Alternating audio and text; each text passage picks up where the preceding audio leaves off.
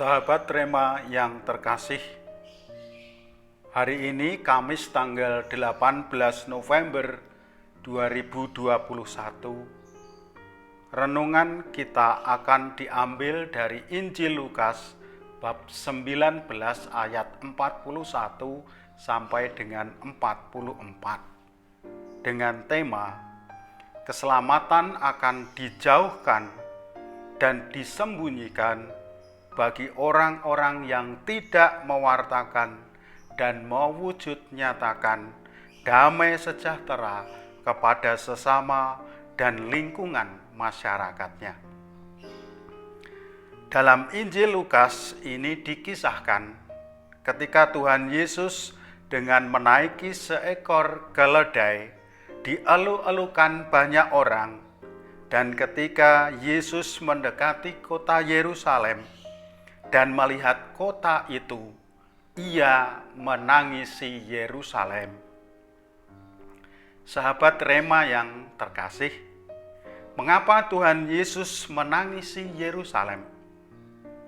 Tangisan kenabian Tuhan Yesus ini karena keprihatinannya yang mendalam terhadap Yerusalem yang tidak mengerti bahwa damai sejahtera merupakan kebutuhan mendasar orang Israel.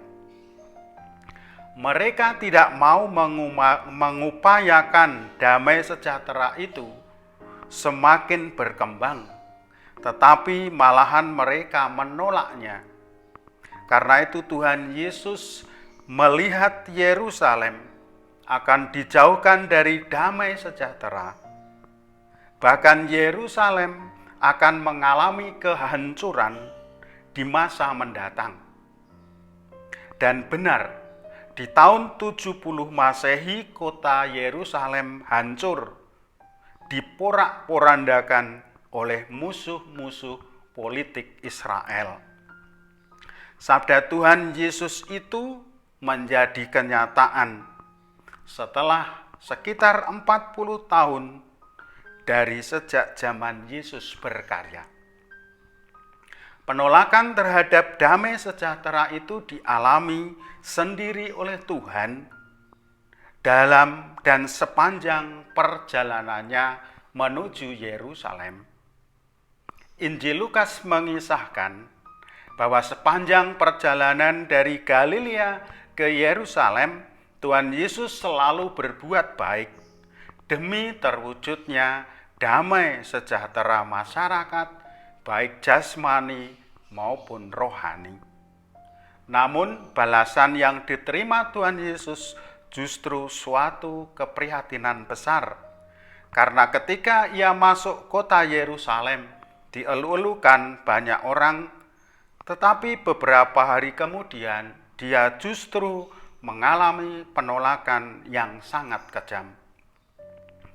Penduduk Yerusalem menolak Tuhan Yesus sebagai Raja Damai, Penyelamat dunia, dan mereka menggantung orang Nazaret, Raja orang Yahudi itu di kayu salib hingga mati. Sahabat Rema yang terkasih, meskipun Tuhan Yesus telah mati di salib, tetapi karena kebangkitannya dari alam maut, Roh-Nya senantiasa mendampingi para murid-Nya yang jumlahnya semakin besar, yang kemudian disebut gereja. Para murid inilah, gereja inilah yang kemudian diutus untuk melanjutkan karya-karya Tuhan Yesus yang telah dikerjakannya semasa hidupnya di dunia. Kita diutus mewartakan damai sejahtera kepada dunia. Sahabat Rema yang terkasih, kita orang-orang Kristen yang hidup pada zaman ini adalah murid-murid Tuhan Yesus Kristus yang sedang mengalami keprihatinan besar bersama masyarakat, bahkan bersama bangsa-bangsa seluruh dunia yang sedang mengalami pandemi virus corona atau COVID-19. situasi sulit seperti sekarang ini sebagai murid-murid Tuhan justru menjadi peluang untuk mewujudkan perutusannya, mewartakan damai sejahtera kepada sesama kita, di lingkungan hidup kita, dan di dalam masyarakat kita. Situasi seperti sekarang ini mengundang kita untuk mewujudkan ajaran sosial gereja, yakni dengan membangkitkan dan mempraktekkan sikap atau semangat solidaritas dan subsidiaritas. Solidaritas artinya memberi peneguhan kepada yang lemah, agar mereka dikuatkan dalam menghadapi situasi ini.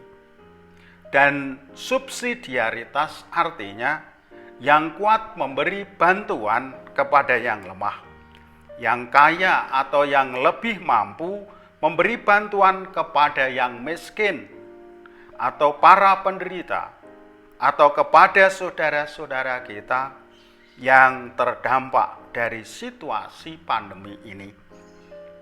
Sahabat Rema yang terkasih, di lingkungan-lingkungan masyarakat kita, tidak sedikit yang terlibat aktif meneguhkan dan merawat sesamanya yang sedang menderita sakit. Mereka bergabung dalam gerakan Jogo Tonggo, menjaga tetangga, yaitu dengan ikut memperhatikan, memberi bantuan makanan kepada yang sakit, bahkan memberi tumpangan kepada keluarga mereka karena rumah tetangganya itu sedang dipakai sebagai tempat isoman bagi sanak keluarga yang terpapar.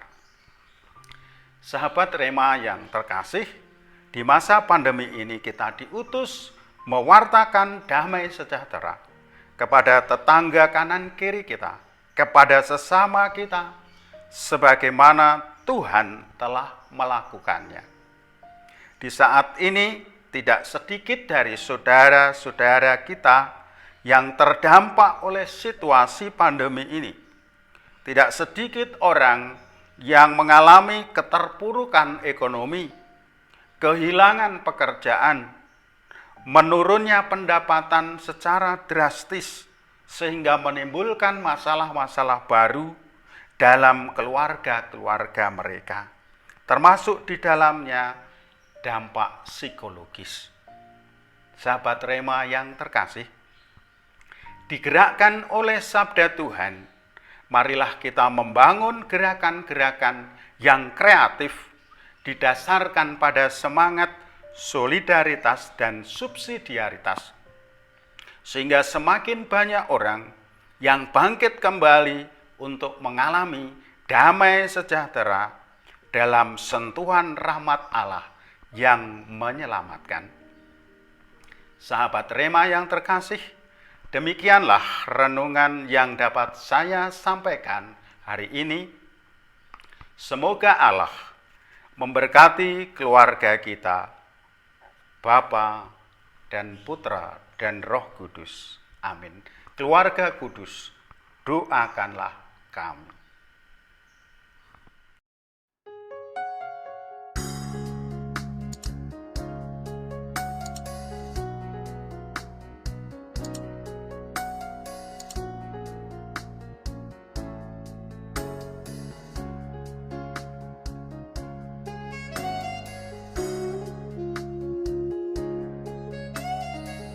Sahabat Rema, sampai jumpa dalam program berikutnya.